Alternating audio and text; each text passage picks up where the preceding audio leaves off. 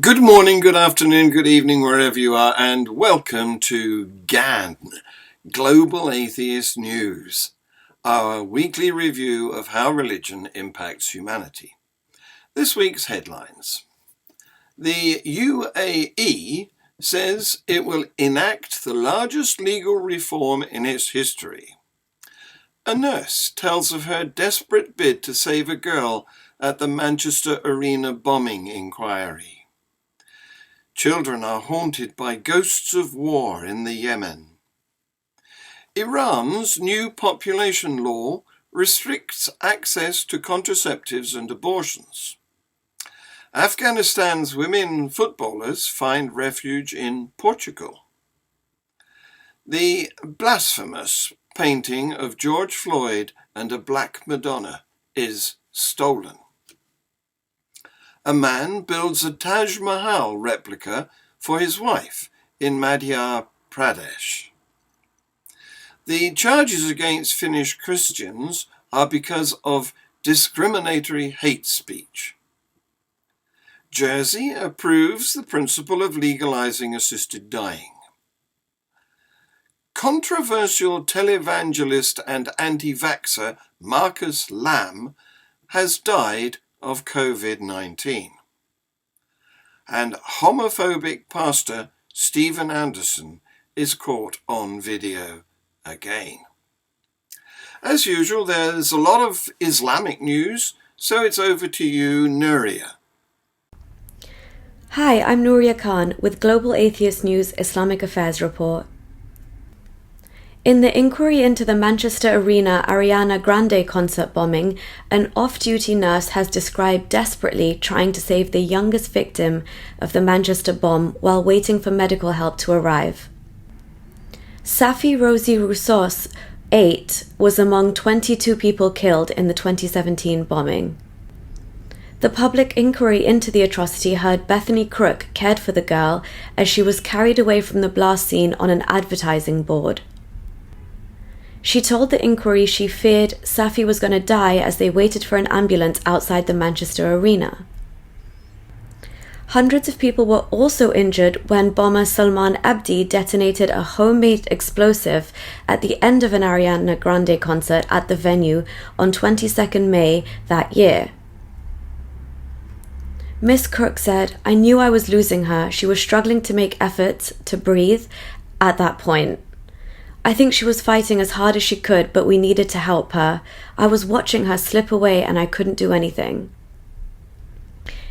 In Yemen, the Houthi rebels, an Islamist political and armed movement that emerged from Sada in North Yemen in the 1990s, are pushing hard to capture the key city of Marib. It's the last stronghold of the internationally recognized government and is at the center of Yemen's oil fields. The fall of Marib would be a major turning point in the war.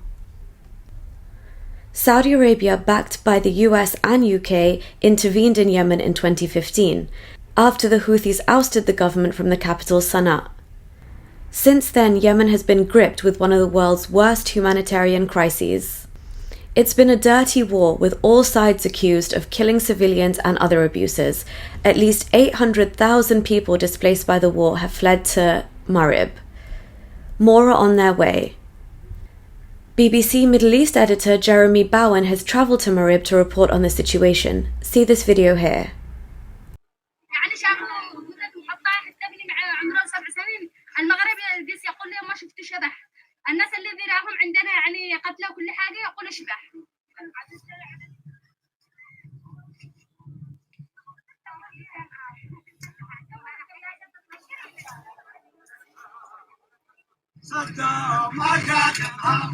We're heading up towards the front line. We're with soldiers from the army, the government of Yemen.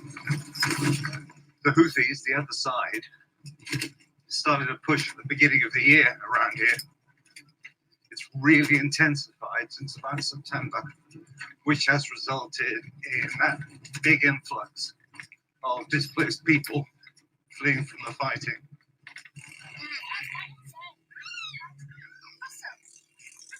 For the people in this camp, it's not the first time that they've had to move. They've had to move repeatedly as the front lines have moved. There are camps, plenty of camps, which have been closed because of military action. They move because they have to get away from the front line that's coming towards them.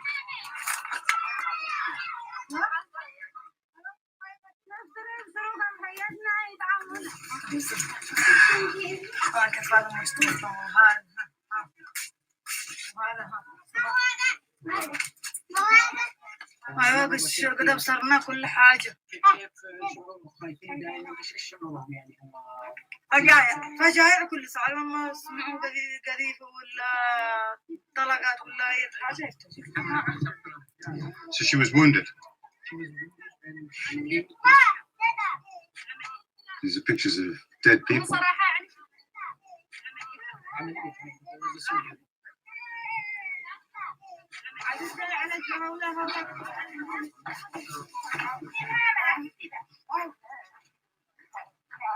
What lies beneath all of this is the war.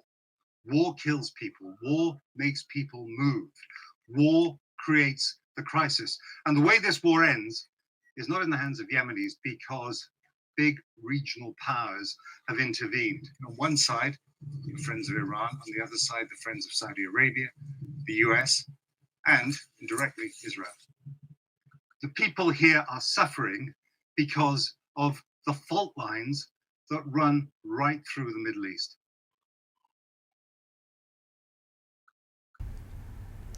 Goya, a 43-year-old woman in Iran, decided that she will not have children, but her right to choose is now being threatened by the state. Authorities have approved new legislation that imposes further restrictions on abortions, bans the free distribution of contraceptives by the public healthcare system, and provides added state benefits to families with more children. The new law is an attempt by authorities to boost flagging population growth in Iran, a country of some 84 million people. In recent years, a growing number of Iranian women have chosen to have fewer or no children, mainly due to economic woes, changing gender norms, the growth of girls' education, and family planning programs. That trend has seen Iran's population growth rate drop from over 4% in the 1980s to 1.29% in 2020, according to the World Bank, a development that has alarmed Iran's clerical establishment.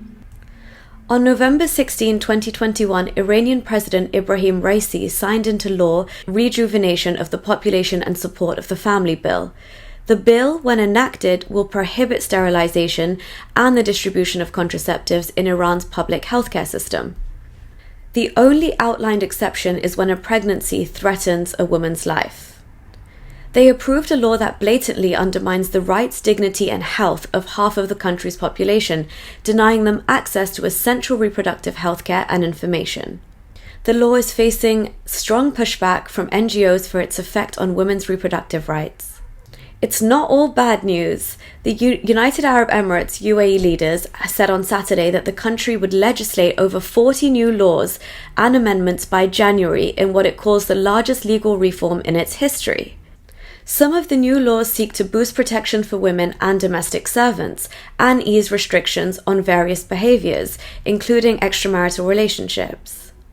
The UAE already enacted several major changes to Islamic laws last year, including loosening alcohol restrictions and criminalizing so-called honor killings.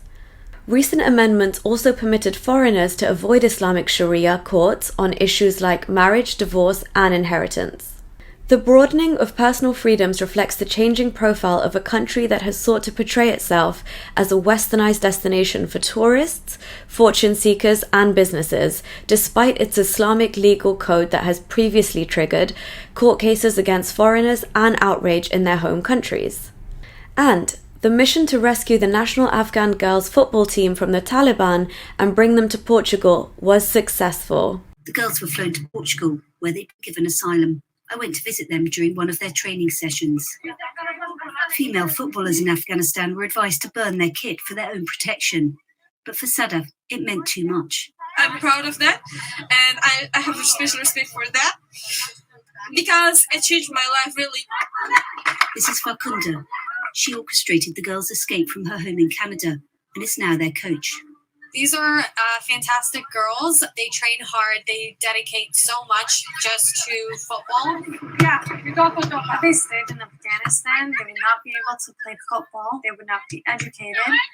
And if you were an athlete and the community knew you were an athlete, they would come after you. And so a plan was devised to get them out of Afghanistan. We had attempted 10 times to rescue them. When you're unsuccessful, people start to lose hope. Sadaf filmed one of their first attempts. They trekked through mountains to reach Kabul airport, but there'd been a suicide bombing there and they couldn't get through, so they needed another escape plan.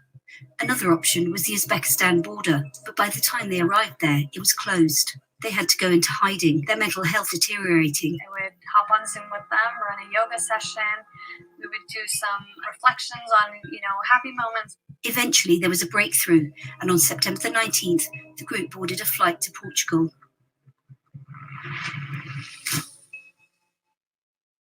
After they landed, Farkunda went to visit them. She only intended to stay for a few days, but found she couldn't leave them. She plans to stay for a year and help them start new lives here. As soon as the girls got out, the first thing they said is, we want to be the voice for the girls left behind. And that's something extremely brave. They defied all odds to play. هدف داشتیم، یک هدفم داریم و یک هدفم می داشته باشیم که قبل همه ما به یکدیگر هست. The girls haven't all been able to stay together though. Some have been given homes in different parts of the country. So I travelled north to find out how they're getting on. Hi, you're happy here? Yeah, we are happy here. That we know that we can continue our knowledge, our education, our footballing here again and again. And we can have a good future in here. That's all I think.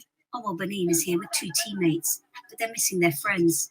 She hopes they can play together again in the future. When I play football, I forgot everything in my life, in my study, everything. When I leave Afghanistan, I afraid, and now I'm so happy that I'm relaxed.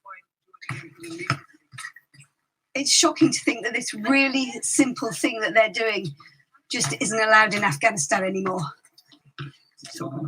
The girls were able to bring 3 family members with them and are worried for those they've left behind.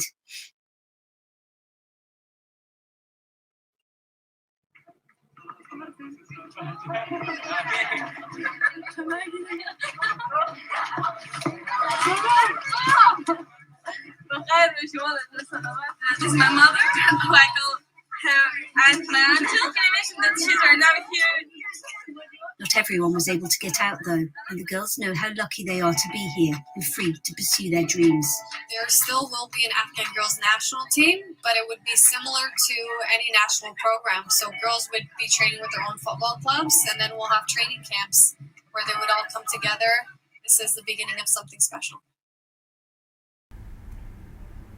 And now, back to you, John. Thank you, Nuria. After evoking outrage in white conservative Christian circles, a copy of a painting by St. Louis artist Kelly Latimore depicting the body of George Floyd being cradled by a black Madonna has been stolen from the Mary Mirror of Justice Chapel in the Law School of the Catholic University of America, Washington, D.C.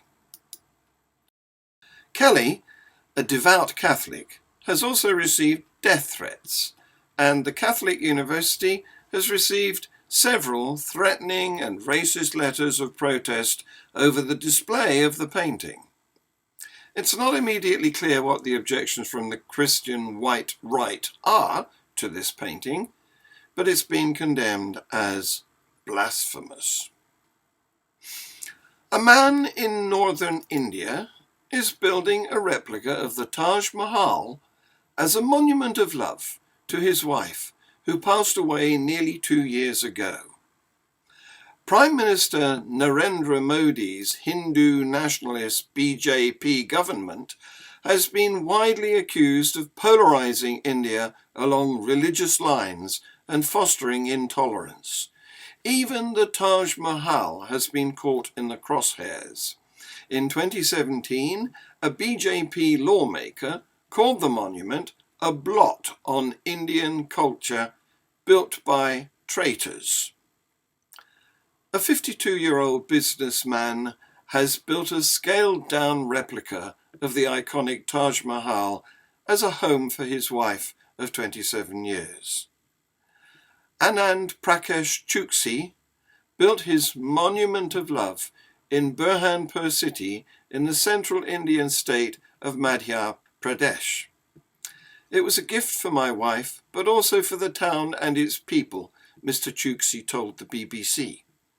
Mr. Chouksi said he wanted to spread love in such distressing times, and this house for me is a symbol of that love, one which goes beyond our social differences and political noise. An international outcry has broken out over the charges against a Christian politician in Finland, which describe her statements on marriage and sexuality as discriminatory hate speech. A state prosecutor in the Prosecutor General's office told Christian Today that the criminal charges against Päivi Räsänen MP, a Christian Democrat, are justified because her stated view that homosexual activity is sinful according to the Bible is discriminatory hate speech and is punishable under Finnish law. Anu Mantala, a lawyer with Finland's National Prosecution Authority, said, "We emphasize that charges against Mrs. Räsänen concern hate speech which is insulting, degrading, and violates the dignity of homosexuals. According to the Finnish Constitution and Criminal Code, this kind of discriminatory hate speech is punishable." She continued, "The Prosecutor General doesn't charge Mrs. Räsänen for her traditional opinion on marriage between homosexuals, nor for quoting the Bible or explaining its texts. Quoting biblical texts in itself is not a crime in Finland. Mrs. Räsänen has freedom of religion like anyone else.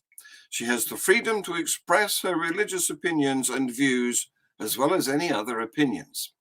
However, this freedom does not justify speech that can arouse intolerance, contempt, and even hatred towards homosexuals or any other minority."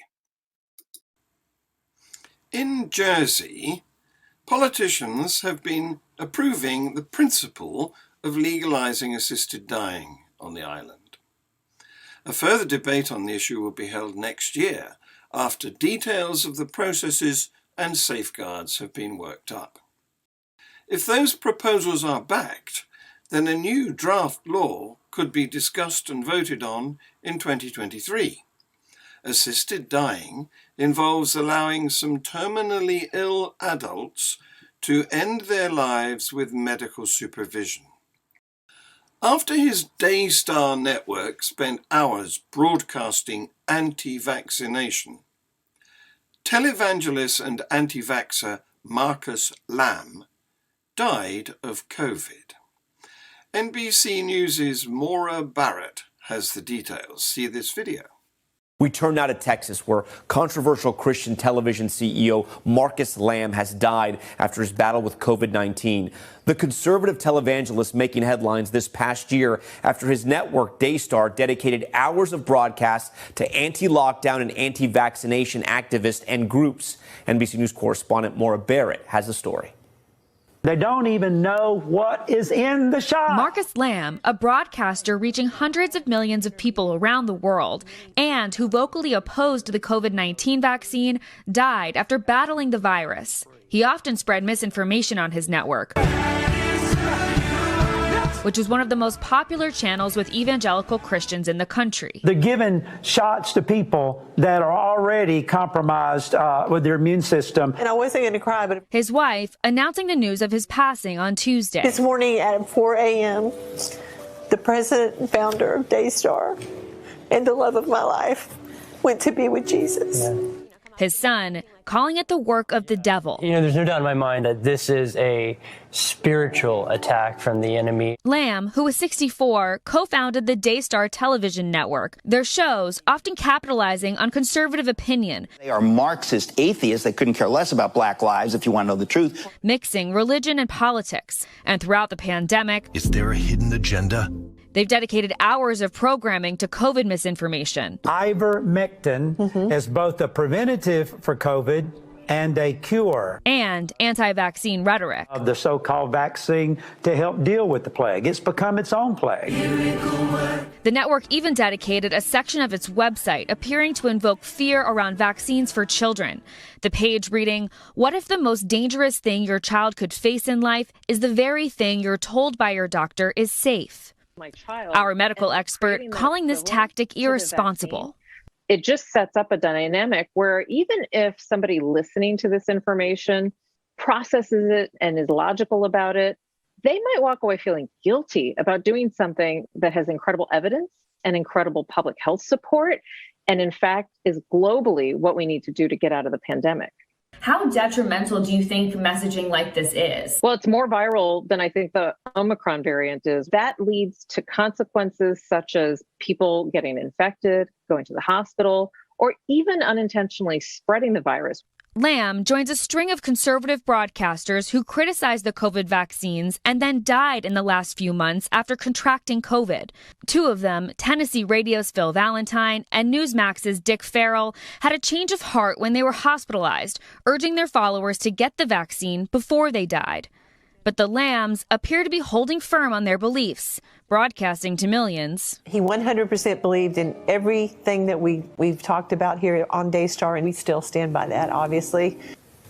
All right, Maura joins us now from Chicago. So, Maura, I know you spoke with Dr. Patel a lot about this. Daystar has such a wide reach. What type of impact does that misinformation have on such a big audience?